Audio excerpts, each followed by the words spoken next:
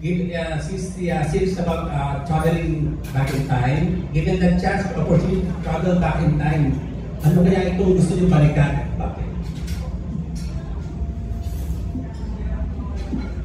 Gustong balikan? Yes. Ang babalik? Yes, so travel back in time. Ako gusto kong balikan kung paano naging Pilipinas ang Pilipinas. Yan. Malalim naman ang grabe. Tungkol ba sa'yo? Alam mo, babalik yung panahon kung kaya naglandi ang nanay tatay ko. Siyempre hindi, seryoso. Doon sa Pilipinas, alam mo yun, kung paano ako mga...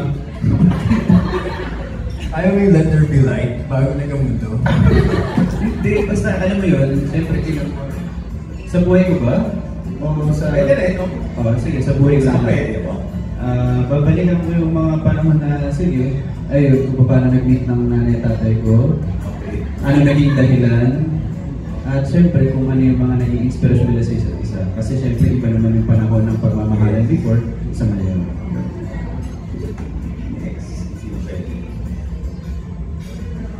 Parang wala kayong gustong balikan na. Actually, parang come to think of it, thinking of it now, parang I don't know, parang wala naman akong gustong balikan. Parang I feel like, yeah, like what they say, everything happens for a reason. Life is a journey. So whether something could happen to you or negative you experience, it's part of life. You learn so much from the negativity. You learn so much from positivity. So yeah, I can say na I'm happy and fulfilled. And then?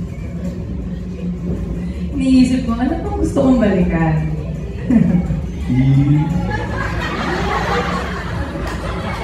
Alam mo, hindi na ako makagalaw ngayon.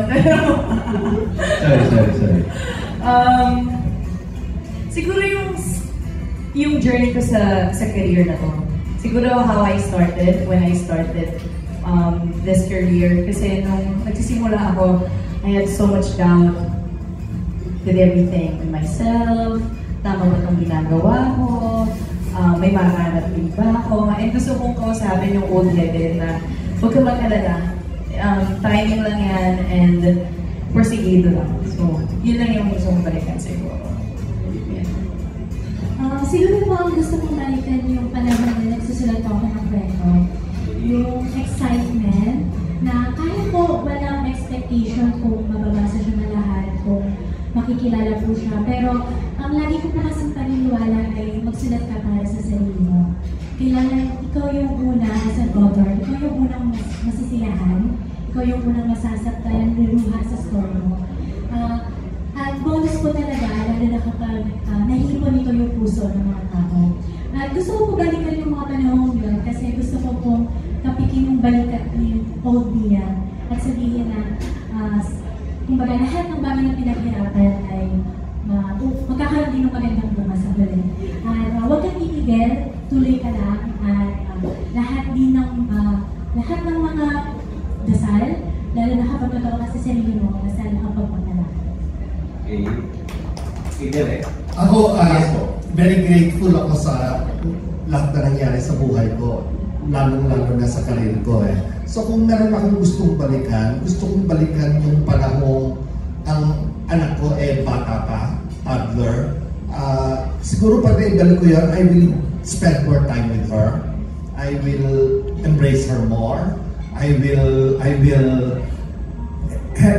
make sure that we will have more shared experiences. Kasi ngayong matanda na ako at ina na rin siya, may anak na siya. When I look back, masaya kami, marami kaming mga pinagsamahan, we traveled a lot together, pero feeling ko kulang. I could have spent more time with her. Hindi ko na maibalik. At the end of the day, mahalaga sa akin ang career, pero mahalaga sa akin ang pagiging ama. At ngayon, mahalaga sa akin ang pagiging lolo. Maraming salamat po. Maraming salamat po. Next is from Daily Tribune, Jeff Fernando.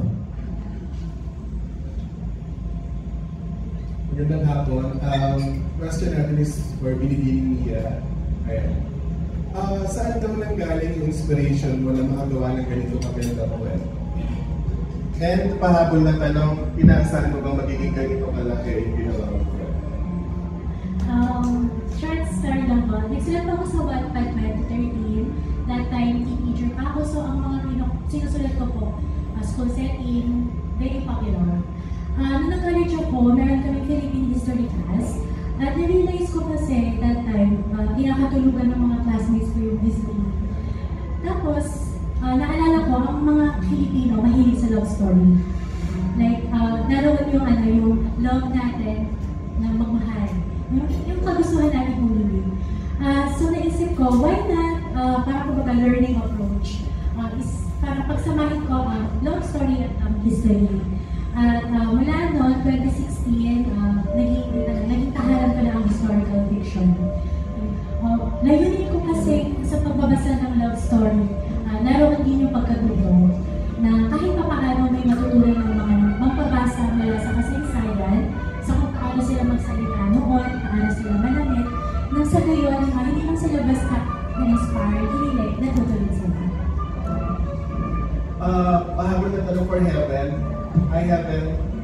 Coming from a Best Actress win, and then this project, mas naging conscious ka ba, lalo na pag may difficult scene ka, kasi syempre award winner na, Best Actress na, mas careful na ba, mas bigay todo ang ibibigay? Personally, hindi ko naman po naisip yun. Hindi ko rin naman po masyadong inaanusot na magaling na ako. Wala na akong kailangan matutunan pa. I come on set, direct na willing to learn, willing to improve, and yeah, just be the best as I can be. So, Thank you.